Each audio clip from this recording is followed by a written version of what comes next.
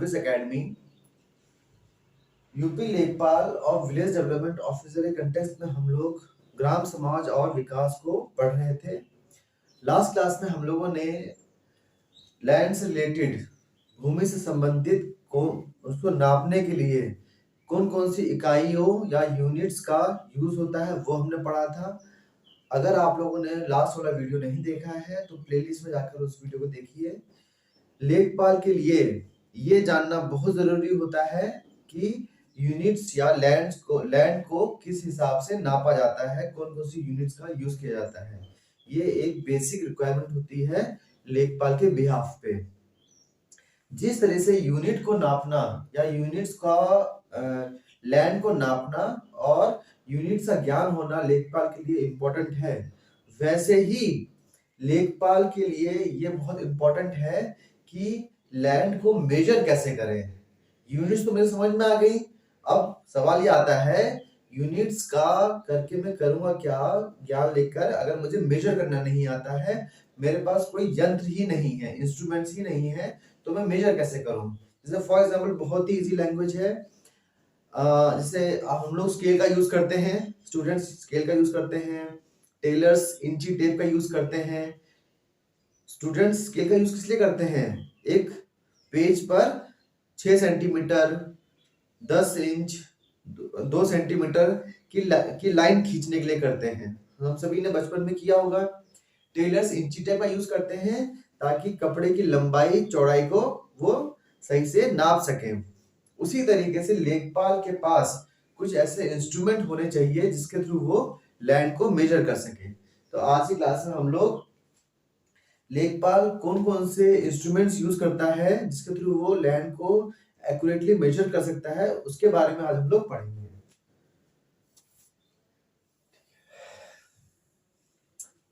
Mainly 4 तरीके हैं, 4 instruments होते हैं लेखपाल के पास जिसके थ्रू वो लैंड को मेजर करता है। वो आप लोगों के सामने देखिए लिखा है। एक तो जरीब होती है।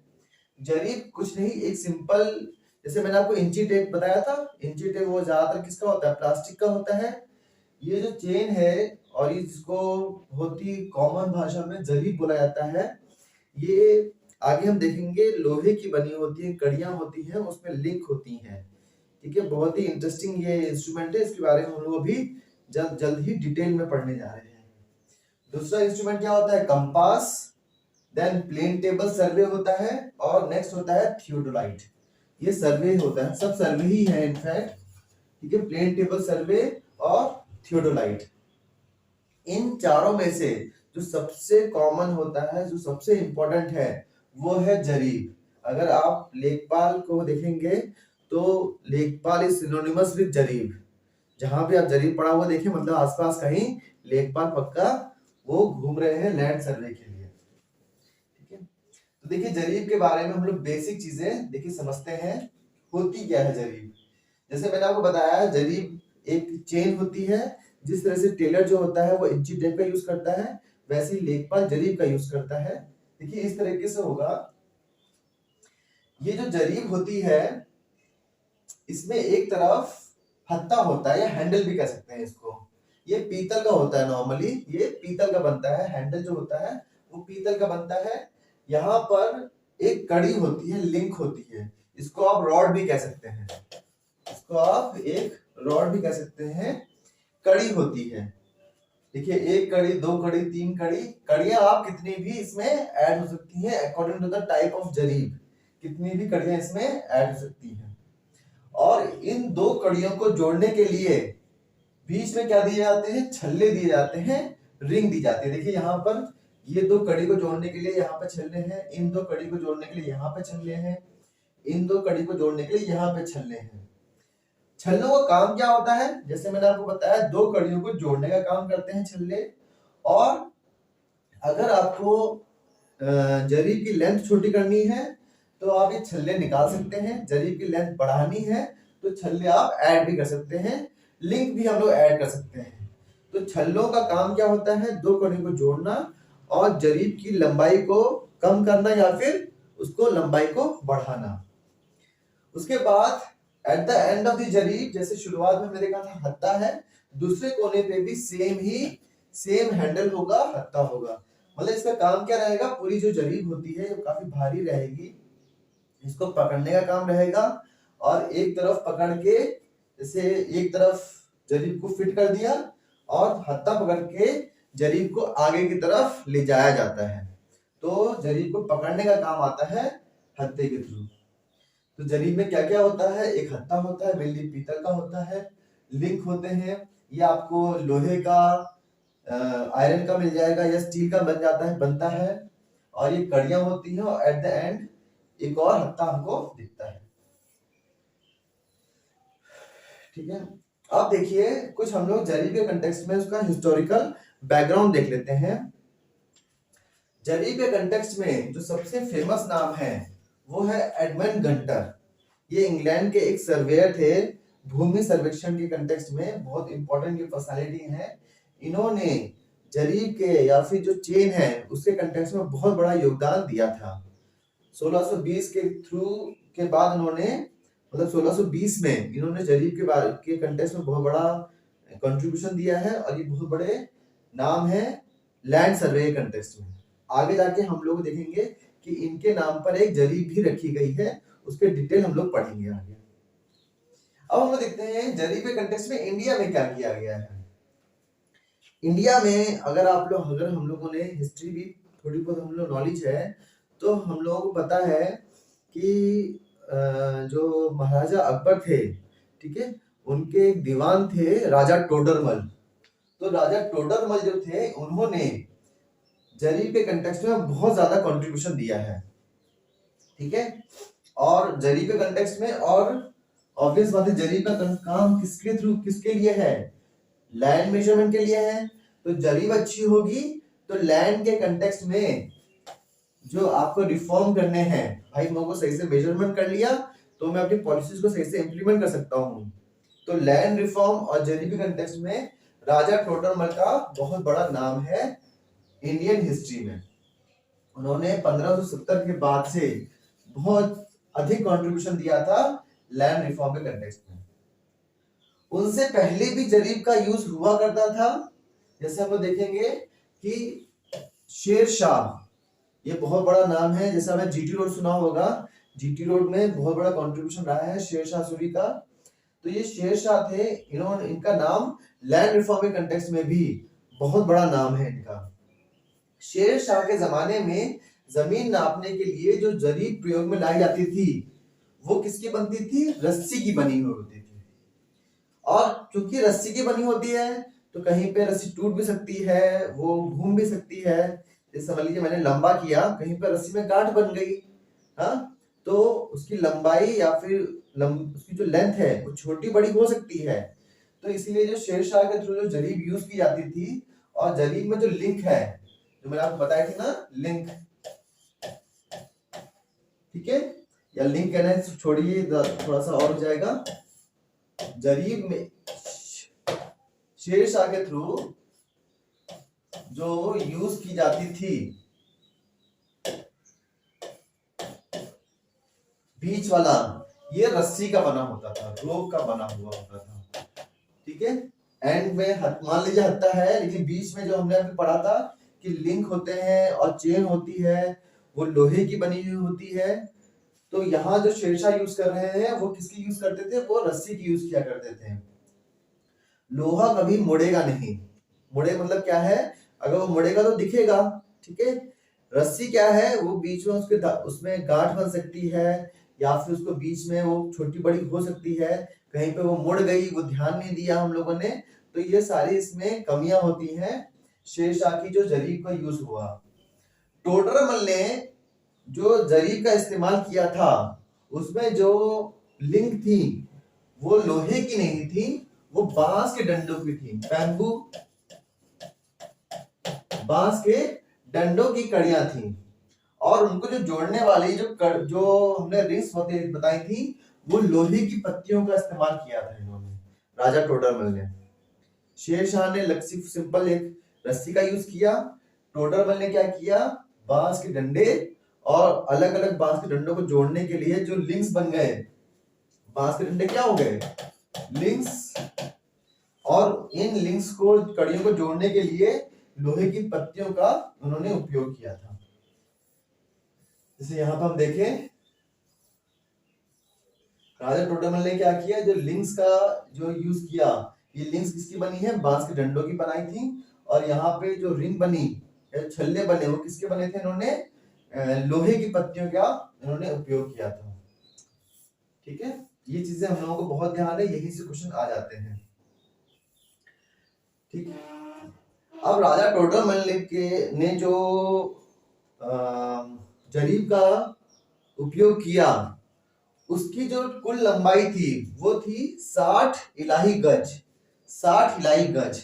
ये हम कैसे, अगर मुझे इमेजिन करना हो तो कैसे इमेजिन करें कि एक बीघा में 3600 इलाही गज होते हैं। ठीक है, तो इस हिसाब से हम लोग इसकी लंबाई को हम लोग इमेजिन कर सकते हैं। अगर आपको एक बीघा क्या होता है, कच्चा बीघा, पक्का बीघा क्या होता है, एकड़ क्या होता है, हेक्टेयर क्या होता है, इन सब के बारे में जानना है तो आप लोग प्लेलिस्ट में जाके लास्ट क्लास को देख सकते हैं। उसमें बीघा, कच्चा बीघा, पक्का बीघा, एकड़, हेक्टेयर, उन सब के बारे में आपको डिटेल में पढ़ाया गया है। प्लीज वहां पे जाके देख सकते हैं आप लोग। एक और टाइप की जरीब होती है, वो है शाहजहानी जरीब। शाहजहानी जरीब की जो लंबाई है वो 44 गज से 56 गज हो सकती है। यहाँ पे फिर से नाम आ रहा है गज। गज होता क्या है, ये आप लोग लास्ट क्लास में जाकर, प्लेलिस्ट में जाकर लास्ट क्लास को प्लीज देखिए। तो गज के बारे में, बीघा के बारे में आपको डिटेल में समझाया गया है। तो शाहजहानी जरीब में क्या हो रहा है, 44 गज से 56 गज तक इसकी लंबाई होती है। ठीक है, इसमें कड़ियां कितनी होती है, लिंक्स कितनी होती हैं, 200 कड़ियां होती हैं। और ये बहुत इंपॉर्टेंट इंफॉर्मेशन है, कितनी कड़ियां हो गई, 200 कड़ियां हो गई। और हर एक कड़ी की जो लंबाई है, हर एक कड़ी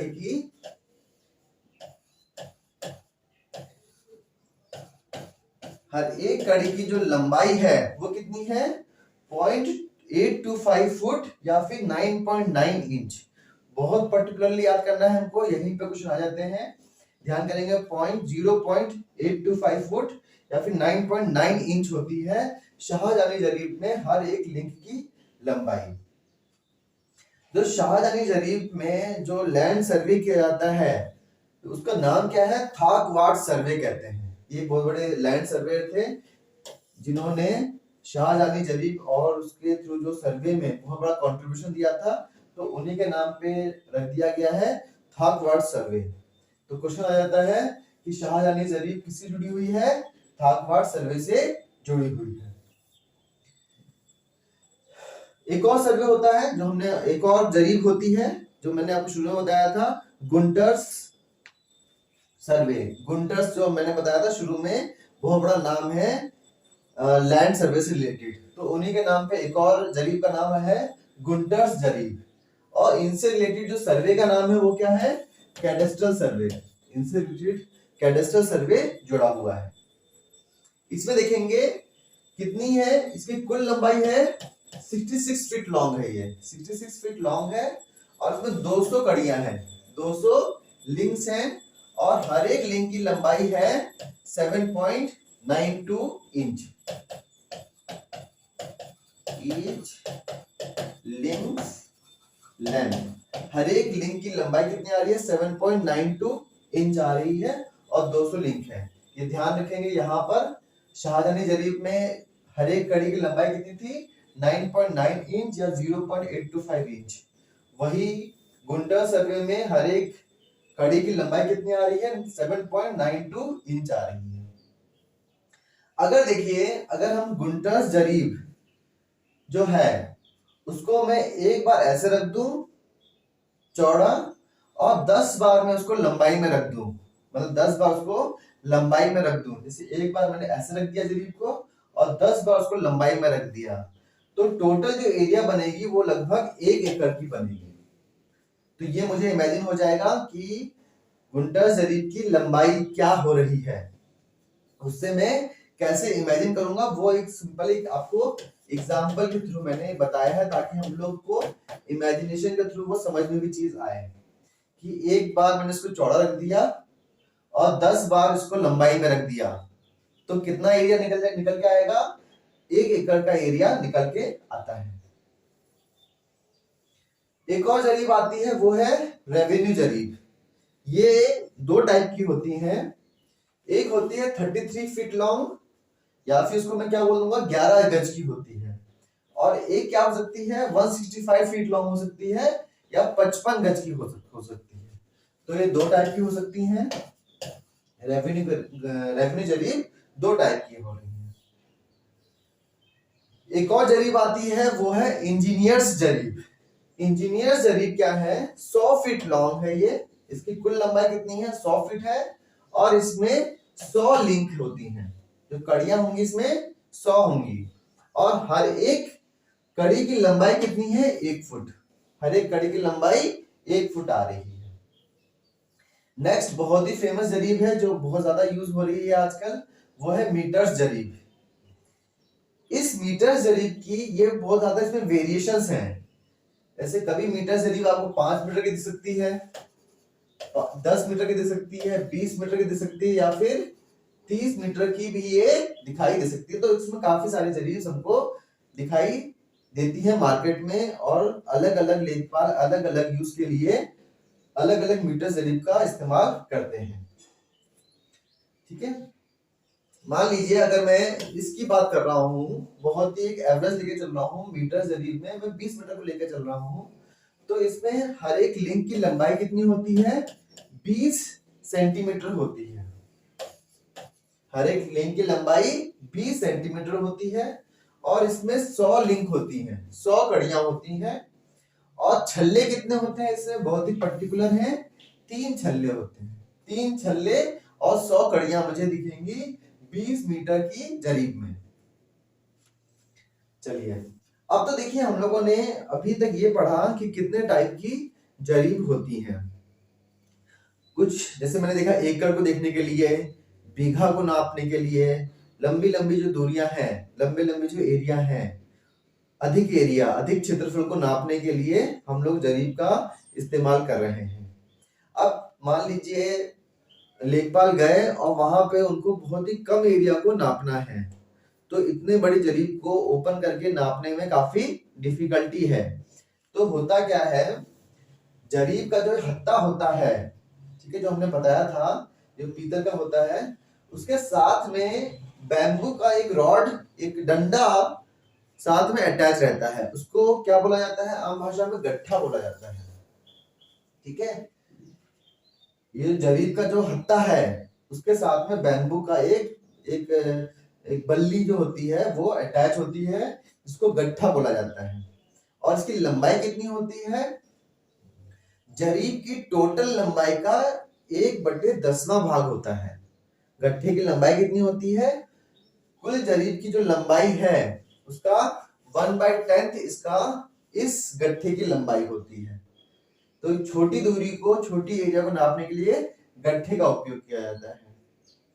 अब ये मान लीजिए कि बहुत बड़े एरिया को नापना है, तब क्या किया जाए कि मेरी जरीब भी छोटी पड़ गई और एरिया को नापना है, तो क्या किया जाता है, तो यूज किया जाता है सूजा का, या फिर इसको सुया भी कहते हैं, सूजा या फिर सुया भी कहते हैं। ठीक है, इसकी जो लंबाई होती है वो 20-25 सेंटीमीटर से 30 सेंटीमीटर की लंबाई होती है। ये ज्यादातर बना किसका होता है, आयरन का बना होता है या फिर स्टील का बना होता है, लोहे या फिर इस्पात का ये बना हुआ होता है। अब हुआ क्या देखिए, जैसे मान लीजिए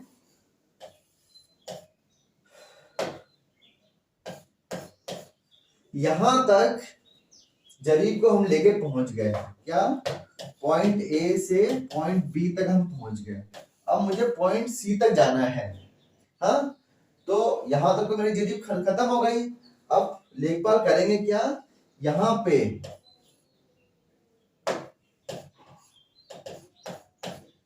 पे सूजा या सुआ है उसको जमीन पे गाड़ देंगे, मतलब हत्थे के बीच से जाकर वो जमीन में गाड़ देंगे। ठीक है, तो अब इसका यहाँ पे एक पॉइंट फिक्स हो गया, फिर इसको उठाया जाएगा और क्या किया जाएगा, इसको उठा के आगे की तरफ ले जाया जाएगा। ऐसे उठाया अब यहाँ तो फिक्स हो गया, पहले ये यहाँ पे फिक्स हो गया था, देखिएगा पहले यहाँ पे फिक्स कर दिया था, ठीक है। उसके बाद लेखपाल यहाँ तक ले गए, यहाँ पे जाके जब उनको लगा कि जरीफ अब कंप्लीट हो गई है, टोटल लेंथ हो गई है और आगे जाना है, तो क्या करेंगे लेखपाल, यहाँ पे सुगा को गाड़ देंगे, फिर इस सूजे को हटा देंगे और हत्थे को पकड़ के जरीफ को आगे की तरफ ले जाकर फिर और लंबाई को नापेंगे। तो इस तरीके से लेखपाल के पास लगभग 5 से 10 सूजे होते हैं, ताकि वो लंबी जो क्षेत्रफल है, लंबी दूरी को नाप सके। तो आज की क्लास में हम लोगों ने बहुत ही इंपॉर्टेंट इंस्ट्रूमेंट जो लेखपाल से रिलेटेड है, सिनोनिमस है, वो है जरीब, उसके बारे में पढ़ा है। आज की क्लास आपको कैसी लगी है? अगर आपको कोई डाउट हो तो वो अपने डाउट को आप कमेंट सेक्शन में लिखिए, डाउट के संबंध में आपका आंसर दिया जाएगा, ठीक है। लास्ट क्लास को आप देखिए, इससे पहले की क्लासेस को अगर आपने नहीं देखा है तो ग्राम समाज और विकास के टॉपिक को समझने के लिए हमारे प्लेलिस्ट में जाकर सारी वीडियोस देखें। आगे आने वाली वीडियोस को की जानकारी लेने के लिए हमारे एडोबिस एकेडमी के यूट्यूब चैनल को आप सब्सक्राइब कर लीजिए, ठीक है। ज़्यादा से ज़्यादा शेयर करें ताकि सभी बच्चों के पास ये नॉलेज पहुंच सके। जल्द ही हम लोग ग्राम समाज और विकास से संबंध में एक और इम्पोर्टेंट वीडियो लेके आएंगे। Thank you very much.